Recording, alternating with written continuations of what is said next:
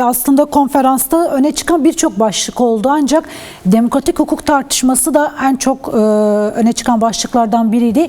Ben öncelikle demokratik hukuk nedir ve nasıl sağlanabilir diye sormakla başlamak istiyorum. Tabii konferansın ana başlıklarından bir tanesi buydu. Çünkü biz uzun yıllardır Kürt halkının maruz kaldığı hukuksuzlukları, hukuk dışında bırakılmasını tartıştığımız bir arifede hukuk nedir? Hukukun cinsiyeti var mıdır? Kimin içindir hukuk? Ne zaman ortaya çıkmıştır? Şu anki uygulamaları nasıldır? Üzerine birçok teorik tartışmalar ve pratikte de hem Kürdistan boyutuyla hem de dünya boyutuyla oluşan birçok hukuksal tartışmaları ve ekolleri takip edip tartıştık. Ve bunlar içerisinde hukukun kendisini var edebildiği bir toplumsal sözleşmenin toplumsal normlar üzerinde var olduğunu ve hukukun kendisinin doğalında demokratikleşmenin doğalında içerisinde bulunduğu temel ilkeleri ve değerleri koruyamadığı ve birçok farklı hukuk uygulamasının ortaya çıktığı bir dönemeçte hukukun kendisinin de demokratik bir şekilde ele alınması gerektiğini, hukukun içerisinde var olmuş ola gelen ahlak, hukuk, eşitlik, özgürlük değerlerini, yani hukuku var eden çok ağır bedeller sonucu devleti sınırlamak, güç iktidarı sınırlamak adına ortaya çıkan bir kavramın kendisinin de demokratikleşmesi gerektiği üzerinden demokratik hukuk temelli tartışmalar yürüttük. Demokratik hukukun oluşabilmesi için buna karar veren bir gücün değil, aslında onu var ede gelen bir toplumsal gerçekliğin olması gerekir. O nedenle demokratik hukuk tek başına toplumsal yapı ne olursa olsun ortaya çıkan bir gerçeklik değil, demokratik bir toplumda ancak var ola gelebilen bir hukuk biçimidir. Çünkü hukukun kendisi toplumun yaratmış olduğu politikaların estetize edilmiş ya da netleştirilmiş, uygulana gelen ortak değerleri olarak tarifliyoruz. O nedenle demokratik hukuk tartışmasını demokratik toplum tartışmasından azade bir biçimde yapamayız. Bunun içerisinde farklı kategorileri, farklı denklemleri de koyabiliriz. Ancak demokratik hukukun, demokratik toplumdan kaynaklı ortaya çıkan bu ilkelerin ve kuralların birçok çerçevesi, içeriği, kendisi içerisinden doğan ilkeleri vardır. Bunlar kendi özünde eşit olması, kadın erkek anlamındaki bir eşitlik, haklar arası bir eşitlik, dilleri, farklılıkları tanıyan ve koruyan, eşit yurttaşlık temelli kendini var ede gelebilen, toplum içindeki güç ilişkileri üzerinden değil, toplum içerisinde var ola gelen değerleri koruyan ve tabii ki sadece insanlar arası değil, doğayla kurduğu ilişki itibariyle mevcut sermaye de üzerinden bir kar hesabı değil, gerçek bir ekolojik bakışla yaratabilen bir hukuk çerçevesi. Bunun içerisinde belki kapsayıcılık, demokratik olması, çoğulcu olması, ekolojik olması, kadın özgürlükçü olması gibi birçok ilkeyi sayabiliriz. Çok genel bir çerçevede ancak demokratik hukuk ancak demokratik bir toplumla mümkündür ve bunun içerisinde demokratik toplumun ortaya çıkmış olan tüm değerlerini yine demokratik bir biçimde tüm topluma yayabilen ve uygulayabilen hukuk diyebiliriz belki özetle. Evet, tartışılan belli konulardan biri de aslında kadınların özgürlüğü, kadın hukukuydu ve bu konuda da eşitlik yasalarına çokça işaret edildi konferansta. Buna ilişkin nasıl bir değerlendirmeniz olacak? Kadınlar için nasıl bir hukuk ya da yasa gerekiyor? Kadının toplumsal sözleşmesi bu noktada nasıl tartışılıyor? Biz temel ana başlık olarak aslında kadının toplumsal sözleşmesinin altında kadın hukukunu, kadının eşitlik mücadelesini, özgürlük mücadelesinin bir bağlamda ele aldık. Çünkü tıpkı hak, hukuk, toplumsal sözleşme, anayasa her bir başlığın aslında bir kadın bakış açısıyla, kadın perspektifiyle yeniden ele alınması, bu boyutuyla tartışılması ve gerçekliğinin değerlendirilmesi ihtiyacından yola çıktık. Tam da bu nedenle kadın hukuku ve kadın toplumsal sözleşmesini en son oturumda ve tüm yapılan oturumların tartışmalarının hem bir sentezi hem de kadın perspektifiyle neden olması gerektiği üzerinden anlatmaya çalıştık. Çünkü hukukun karakteri, hukukun uygulanma biçimi, hukukta var olan tekil düzenlemelerin kendisine kadınları korumaya yetmediğini biraz önceki haberlerinizden dahi gördük. Çünkü hukuk kadının yaşam hakkını savunduğunu söylerken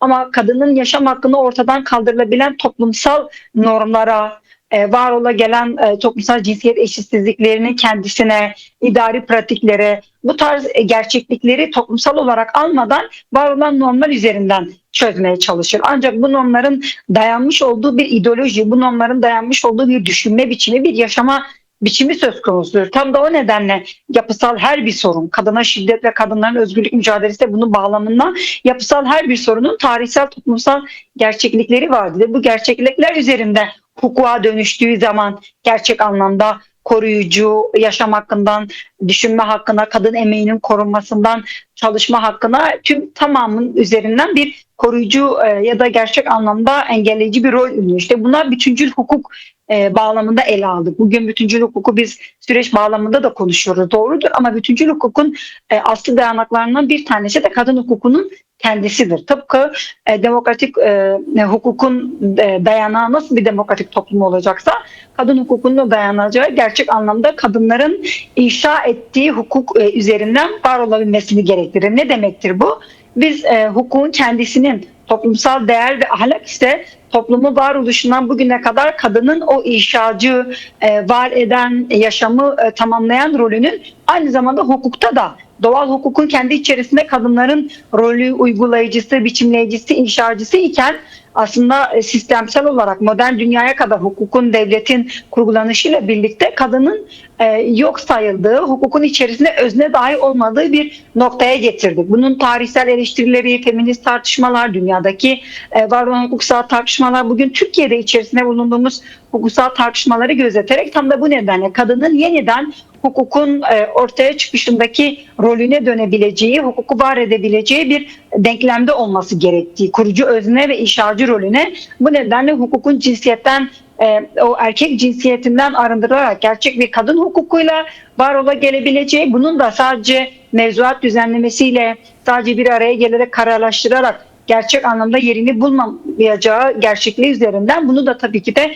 toplumsal olarak kabul edildi ve toplumsal olarak yaratımı biçimiyle ancak kurgulanabileceği söylenir. O nedenle bir gelecek idealinden sadece söz etmiyoruz. Şu an içerisinde bulunduğumuz kadınların karşı karşıya kaldığı kırım politikaları, şiddet politikaları, emek politikaları, yoksulluk politikaların hepsinin de bununla doğrudan bağlantılı olduğu ve bu olması gereken üzerinden tartışmaları yürütürken var olan gerçeklikle de mücadele edebilecek bir hukuksal norm ve bir hukuksal mücadele zemini yaratılması gerektiği boyutuyla aslında çok boyutlu tartıştık. Belki konferans 2 gündü.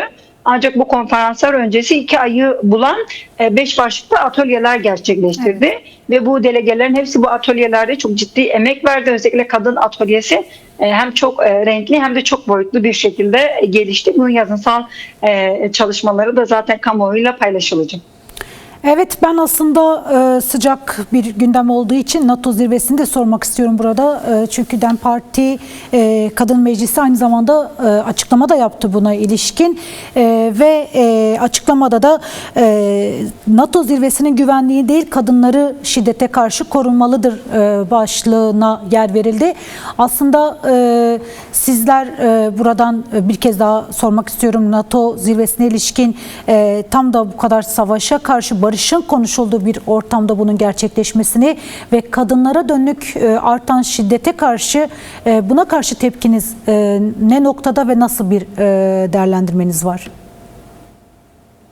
Tabii ki bu kadar sıcağına aynı zamanda savaşın içerisinde de olduğumuz ve bu savaşın içerisinde Kürt sorunun çözümü bağlamında olsa bile Türkiye'nin bu koşullardaki tutumunu ve bölge barışına nasıl etki edeceğini konuştuğumuz bir yerde NATO gibi aslında Orta Doğu'daki savaşın başat aktörleri ve dünyada da güvenlik üzerinde bir dünya ve toplum kurgusu kuran bir yerin Türkiye'de gerçekleşiyor olmasının kendi içerisinde yaratmış olduğu birçok handikap ve tartışma var.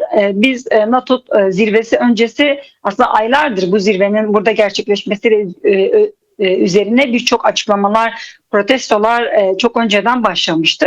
Ama bilhassa son 20 gündür devletin olabilecek en ufak protestoyu dahi engelleyebilecek, demokratik hakkı, ifade özgürlüğü engelleyecek şekilde potansiyel suçlu arar gibi birçok kurumun, siyasi partinin, kolektifin, farklı alanda çalışan kurum temsilcilerinin de içerisinde bulunduğu İstanbul, Ankara, İzmir merkezi olsa da birçok yeri kapsayan bu gerekçeyle aslında bu bahaneye sığınarak çok yoğun gözaltı ve tutuklama işlemi yaptığını gördük ve burada gözaltı ve tutuklama işlemi yapılanların bir kısmı da kadın tutsaklardı ve bu gözaltına alınanlarla ilgili yapılan suçlamaların absürtlüğünü hukuken bir kenara bırakıyorum.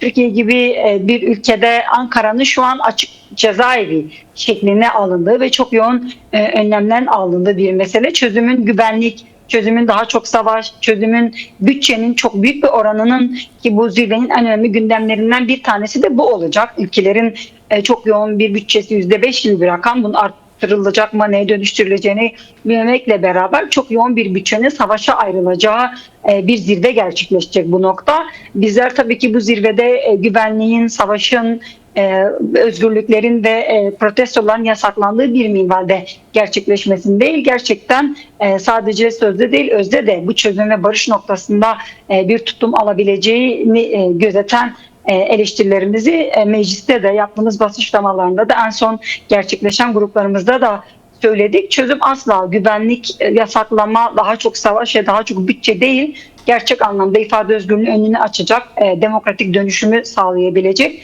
gerçek bir barış ve doğru temelde bir refah tartışmasıyla ancak gerçekleşeceğini düşünüyoruz. O nedenle var olan eleştirilerimizi ve kabul edilemez birçok yönü sadece meclisinin açıklamalarıyla değil, son 2-3 haftadır hem adliyede gözaltına alınan tutsaklarla yaptığımız dayanışma hem de şu anda da yapılan görüşmelerle birçok yerde gösterdik, göstermeye de devam edeceğiz.